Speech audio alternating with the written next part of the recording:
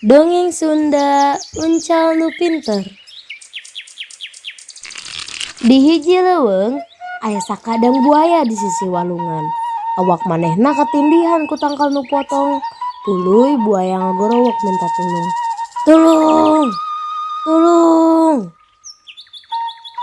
Ti kajauhan kebo ngadangu aya suara minta tulung ti jero leuweung. Tuluy we disamperkeun ku kebo teh. Prak! Datang ke tempat kebo nenjo aya buaya nu awakna ketindihan ku tangkal nu potong. Ari maneh teh kunaon buaya? Cek si kebo. Aduh kebo, urang teh geus katindihan ku tangkal ieu 2 poe kusabab aya lini. Tah ayeuna mah cik tulungan urang atuh kebo.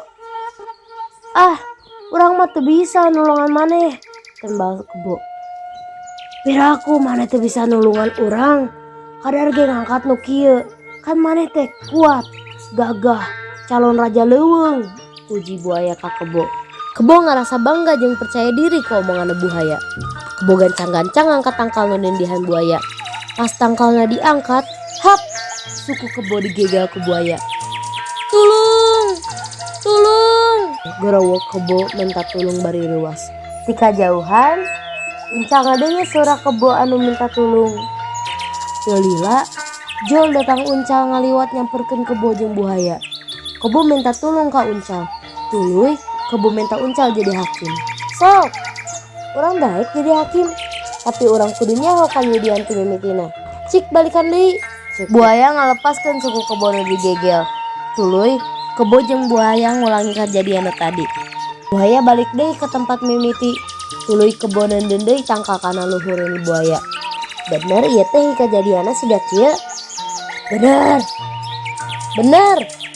Omong buaya jeung kebo babarengan. Tah, tuluy si buaya teh minta tulung ka urang. Omong si kebo nuluykeun carita. Tidinya Uncal guat-guat ngajak kebo ingin ditinggalkeun buaya. Jadinya si kebo teh nyakarek nyadar. Yen eta rencana sangkaan manehna bisa salamet. Teu loba omong deui, kebo langsung ngudak si kancil ninggalkeun buaya. Hei, tuguan, ulah ka indit, gorowok buaya. Ngan, kebo jeung Uncal teu ngadengikeun si buaya. Amanat ti carita ieu, jadi arurang teh kudu nyaho cara balas budi. Jeung tong sok nipu batur bisi ditipu deui. Jeung deui ulah bodo, bisi dibobodo ku batur. Hatur nuhun.